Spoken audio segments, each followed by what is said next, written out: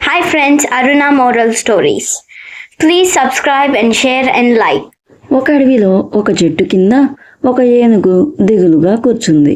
దాని దగ్గరికి వచ్చిన నక్క ఇలా అంది, ఏమైంది మామా, అలా ఉన్నావు అని అడిగింది.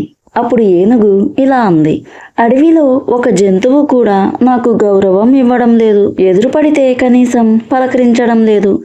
అప్పుడు నక్క అలాగా అంటూ మౌనంగా ఉండిపోయింది. మళ్ళీ ఏనుగు ఇలా అంది, నువ్వు కూడా కనీస మర్యాద పాటించడం లేదు. ఏనుగు అలా అనేసరికి, అయ్యో మామా, ఏమైంది అలా అంటావు అని అంది.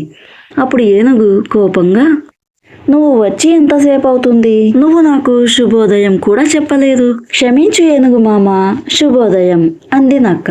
అప్పుడు ఏనుగు ఇలా అంటుంది, అడిగితే కానీ చెప్పడం లేదు, నేను ఇంత పెద్దగా ఉన్నాను, నాకు అసలు మర్యాద ఇవ్వడం లేదు, అడవిలోని జంతువులన్నింటి సంగతి తేలుస్తాను అంది ఏనుగు.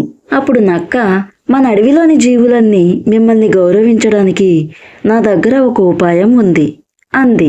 అవునా, అదేమిటో చెప్పు అని అడిగింది ఏనుగు. వాటికన్నా ముందు నువ్వే పలకరించు, అప్పుడు తప్పకుండా నీతో తిరిగి మాట్లాడతాయి, నీకు కావలసిన గౌరవం అందుతుంది అంది నక్క. అప్పుడు ఏనుగు నక్కతో ఇలా అంది, అయ్యో నక్క, నువ్వు చాలా తెలివైన వాడివి, నాకు మంచి ఉపాయం చెప్పావు, నువ్వు చెప్పిన ఉపాయం తప్పకుండా పాటిస్తాను అంది. ఆ మరుసటి రోజు ఏనుగు ఆహారం కోసం అడవిలోకి వెళ్తూ ఉంది ఏనుగు. అప్పుడు ఆ ఏనుగుకి ఒక కుందేలు ఎదురొచ్చింది. శుభోదయం చిట్టి కుందేలు అంది ఏనుగు. ఇంత పెద్ద ఏనుగు నన్ను పలకరిస్తుంది అన్న ఆనందంతో కుందేలు, శుభోదయం ఏనుగు మామ, ఎలా ఉన్నావు అంది కుందేలు. కుందేలు అలా అనడంతో ఏనుగుకి చాలా సంతోషం కలిగింది. అలాగా కనిపించిన ప్రతి జంతువుని పలకరించింది ఏనుగు.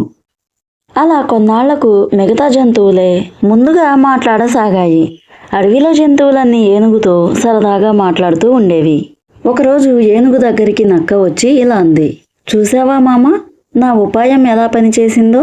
అప్పుడు ఏనుగు ఇలా అంది, అవును, మనం ఎదుటి వాళ్లతో ఎలా ప్రవర్తిస్తే అదే మనకు బదులుగా వస్తుందని తెలిసింది అంది ఏనుగు. ఆ రోజు నుంచి ఏనుగు అడవిలో జంతువులన్నింటితో చాలా సరదాగా కాలం గడుపుతుంది.